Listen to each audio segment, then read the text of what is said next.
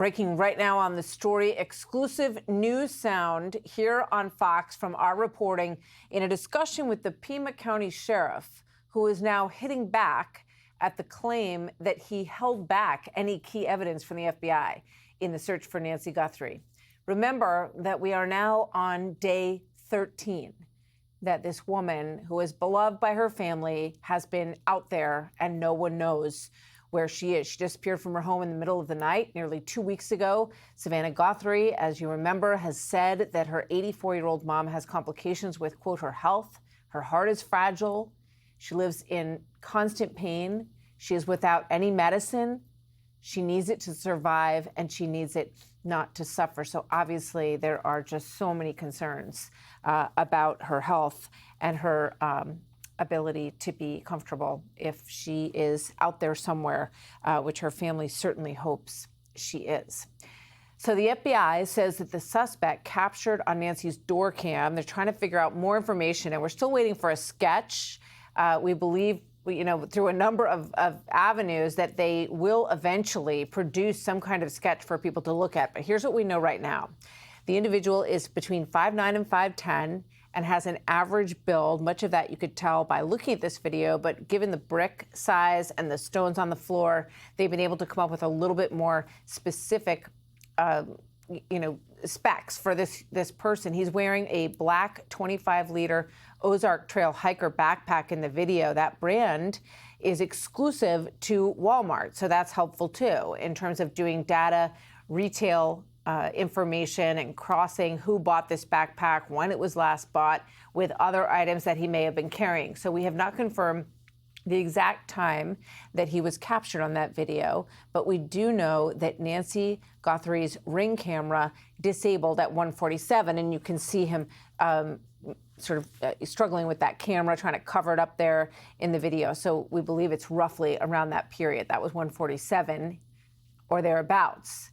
Then you move forward to 2:28 a.m., about 41 minutes later. That's when her pacemaker app disconnected from her phone, which we understand was left behind. So the thinking is that she was then out of range of the app, and it lost connection with it around that time period. So about 41 minutes is the major time of interest here in the case. So with that, we want to bring in Morgan Wright, CEO and founder of the National Center for Open and Unsolved Cases and host of the Crime Reconstructed podcast, and Jack Jupin, retired supervisory special agent of the FBI's Joint Terrorism Task Force, FBI SWAT team. He is the founder of Jupin International. Great to have both of you with us today. Thank you very much for joining me. So, Morgan, let me start with you, because I know that you said that there's data to be run on this backpack and potentially other items of interest that could, point in the direction of a name and a person. Explain how they can do that, how they get all that information.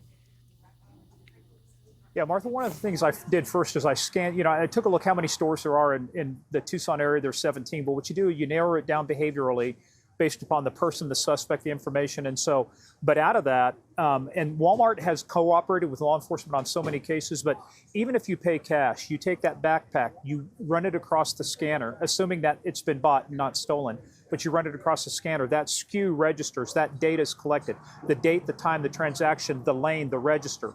All of that is caught. And at the same time, right above you, Martha, is the video camera. So that's used, by the way, Walmart loses probably $10 to $12 billion a year in theft. So they invest in a lot of security. So you've got a camera on the top. So when you can match up now a transaction with the video surveillance, then it's very possible if it's somebody that meets your profile, you can now follow that video surveillance out into the parking lot, get maybe a tag number or whoever else they're with. Martha, a lot of homicide cases, a lot of arson cases have been solved by people who go to Home Depot, by people who go to Lowe's, people go to Walmart, Target, buying stuff that they later use in a crime. It's all, even if you use cash, it's still all tied back to some data somewhere in the system.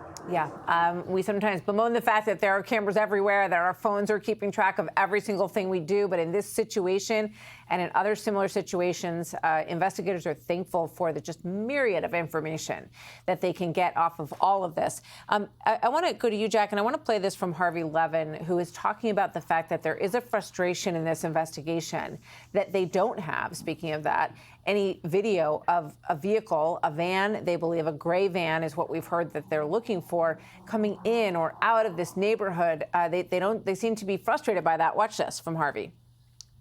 We have been told by multiple sources connected to this investigation that they have been frustrated over not being able to identify a vehicle tied to the person at Nancy Guthrie's front porch. The vehicle is going to be key. It's something that they really want. Jack, does that surprise you? You know, I think back to the Charlie Kirk investigation into his assassination, and I think within 24 hours, we saw 2 different videos of a person walking down the street, then walking back the other way, who became a suspect in this case. Surprise you that they don't have this van on any cameras, at least so far? You know, Martha, a little surprising, to be very honest with you.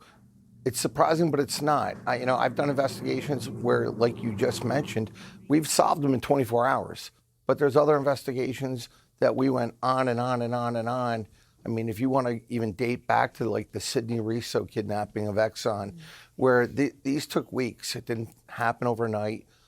You're right. We don't know the status of the victim, which is troubling here, very troubling. They're obviously, the FBI is doing everything they can. They are working with the locals and the state. They're looking at every license plate reader that is available to them. My only suggestion as an investigator, a retired FBI supervisor, is I'd be going back a lot further than a week or 2 weeks. I'd be going back a month, 2 months. And the reason I say that is because this person didn't just show up. They cased the house. They knew where they were going. They knew what time to go. And that's the part that is a little troubling for me watching this, and also, too, with the ransom. The ransom's not straightforward. I've worked kidnappings. The ransom is usually very straightforward. It's, I want X amount of dollars, I want it now, and it's how you're going to deliver it, period, done. Going through social media, I've never seen it before. Yeah. Thank you very much, Jack Jupin and Morgan Wright. We appreciate your ongoing coverage and insight into all of this, given your background. Thank you, gentlemen. Hey, it's Will Kane. Click here to subscribe to the Fox News channel on YouTube. It's the best way to get our latest interviews and highlights. And click to subscribe to the Will Kane podcast for full episodes right now.